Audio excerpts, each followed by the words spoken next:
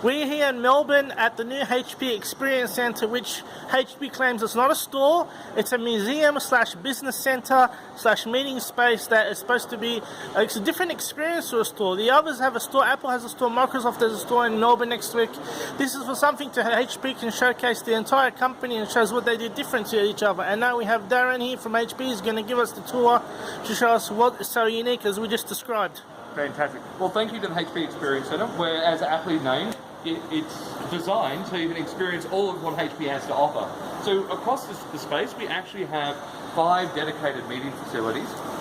So who would be meeting here? Potential clients of HP on a business level, or just small business customers who want to buy, say, 20 PCs, or? Everybody. Okay. So we've built this primarily with our customers in mind, whether it's a small business buying from our commercial reseller channel, and they want to bring the customer in to see everything that HP has to offer, or it could be a large enterprise-grade customer who wants to see a full depth and breadth and actually workshop. As somebody who does some consultancy on the side, this is something actually I've been trying to seek with other vendors, because sometimes we want to work closely with a vendor if we buy so many of a product, and they don't have the staff here, they don't have the facilities here, and we have to do the backwards and forwards of email and find different people, and sometimes the business relationship does not work properly if we want to extend it. But this sort of facility, I think, as you just described to our readers, that you're trying to extend the hand to your customers. Exactly. We need to be able to create the platform that allows the customers to interact.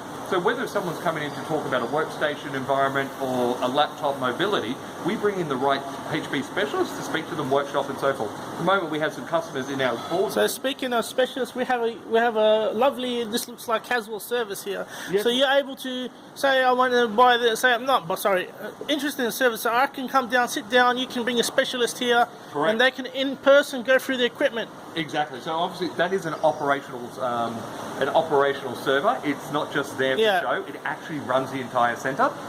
So we can bring in our customers. He's not lying, folks. I can give you an independent analysis. All the correct lights are blinking, and all the correct cables are connected. And it's independent air conditioning in there. Yes. So we bring customers in here, and I think the Swanson room, aptly named because it's near the Swanson Street entrance. Oh, very nice blue. Nice blue. This is where the customers will be able to come in, workshop, and talk about their networking and storage and server capabilities as they try to converge and take things to the cloud. And this is a room that's dedicated for that. Again, full versatility for projection via HP DSDs, digital signage, all the way through to obviously HP networking. And access points. Well, you have function, you have form. So we have form and function. Yeah. So we also have a service. Now this is interesting. Apple has a Genius Bar. How is the service bar different to the Genius Bar? So this is a pilot initiative that we're doing here in Australia. For our end users to drop in for break fix. Finally, this is something we've been trying to push with OEMs. Yeah, and this is something which, to date, it's only been open limited. And if someone rings up from Melbourne and has an issue that we think we can help them through one of our techs, we actually direct them to the store. Let's a vague example. Say I have a laptop with a cracked, faulty motherboard and under warranty. Can I just drop it here? And if we have established that it is actually a major repair like that, we would instruct it to get sent off site for repair. Well, a lot of HP units have field replaceable units, some things. So can you do some of these things here? Or this is just more of a customer service, it's a front end. Customer break fix. So a customer will bring in a device. It could be found that we can't fix it, so we don't carry spare parts here. If the keyboard's popped out and they need to refix it, and a tech can do anything label-wise here, we can. Otherwise, adversely, we can take it away. So it's basically case by case. You look at it and you say, correct. So you have a full-time tech here, or how does it work? The techs come in by appointment, but also they're normally in by around about lunchtime, and they stay for the afternoon. Okay. All right. We continue working through. We actually have, when the centre is in full flight, we have around about capacity of 350 people we can have on site. So we need somewhere for people to actually work. So we have what we call our e-lounge, which has full access to the Wi-Fi system. The Wi-Fi system here is very typical to what you'll find in a 5-star hotel. So our staff, channel partners and customers actually work from this centre. When they're attending meetings, trade shows, or like today, press it. So the HP Centre is this entire floor that we've shown earlier? Yes. Okay. The entire floor is for us. Right, as we go closer over here, we're about to enter, which is the Hewlett-Packard room, which is our 70-seat dedicated training facility, which can be split into two 30-seat dedicated training rooms. This is a great function area for our channel partners who can bring their staff in, who want to train up on HP services and technologies, and they do it with full access to all the product outside. Unfortunately, I think the garage, the executive boardroom, is in use at the moment with a customer meeting, but that is... But basically all the rooms are similar to, in the theme to the Swanson one we've seen earlier. As you've described earlier in our press conference, you've themed them each to a different Australian contemporary... Well, the garage is actually where HP was started. Yes, of course. So the executive boardroom is actually soundproof because obviously with 70 people here and the garage built directly behind, but it is a very high-level executive boardroom. There is some photographs in the press pack. It seats 20 people. It's independent Wi-Fi, independent air conditioning. It's self-contained with its own minibar. So if I want to meet you, that's where we're going to go. That's where we're going to go. Next time you're in town, I will make sure we take you through there. As we keep on travelling through, More just a so the garage is just around to the right-hand side, but as I've mentioned, that is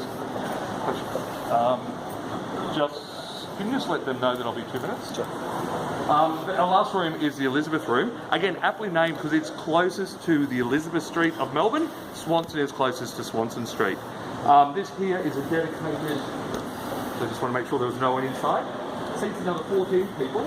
And again, using HP DSD technology, so we can actually have full immersive education, training, workshops. This looks a little bit different setup. This looks like more training wise because the desks are bigger and they have utility connections and so on. So as you can see now, it's quite a versatile room. We use it as a green room for events such as this. But customers use this again for training, depending on the size of the groups. We can cater from anything from 10 people in the in the Swanson room, all the way to 70 people in the dedicated training room. As we move forward into the dedicated showroom, which is 300 square metres, and it has permanent of over 80 different devices. It always has the latest and greatest from both our consumer and commercial product range. And we have technicians that are floating around continuously. There is a So anybody can drop in? Anyone can drop in. To date, we have over about 700 individual drop-ins, and we don't restrict it. We are here on Collins Street in the heart of Melbourne, and people do come up just for a wander. And that's what the place was designed for. Again, HP Experience Centre, to experience the HP. Well, our final question is, okay, so HP has a significant campus in Sydney, with digital heritage and so on. Why Melbourne and why not Sydney and why not both and so on? That's the eternal, how long's a piece of string question? Look, the opportunity presented itself when we were leaving the little Collins Street facility, that we looked at the opportunity of where we could expand. And Melbourne was the logical choice because we already had a footprint and infrastructure to support that. This place became available, we took it, innovated, and built what you saw today. Other than our obvious media coverage, and there's a present media contingent here today who've come specially to look at this facility, how are you going to communicate this to users, or are you just trying to keep it a little bit low-key because that's the idea of the showroom, to be more of a one-on-one experience versus, say, putting a full-page ad every week in the paper and say, come on, look at all our stuff. Yeah. So we're not going to go out there and publicly promote it in the press. But we want people to come and experience the Experience Centre. As I mentioned earlier, we've had over 4,000 people come through the door since we opened in February. Many of those have been corporates, but again, we've had over 700 of those drop-ins, just consumers off the street. So anyone who sees your article, please come 234 Collins Street, level 2. Thank you. Fantastic. And now we're going to show our readers the different sections of the showroom. So, first thing first. Oh, shit. Uh-oh, what have we done? Guess what I did? You didn't have a recording. Take 2. All right. I had a film crew here yesterday doing the same thing. I never do that mistake. I really know.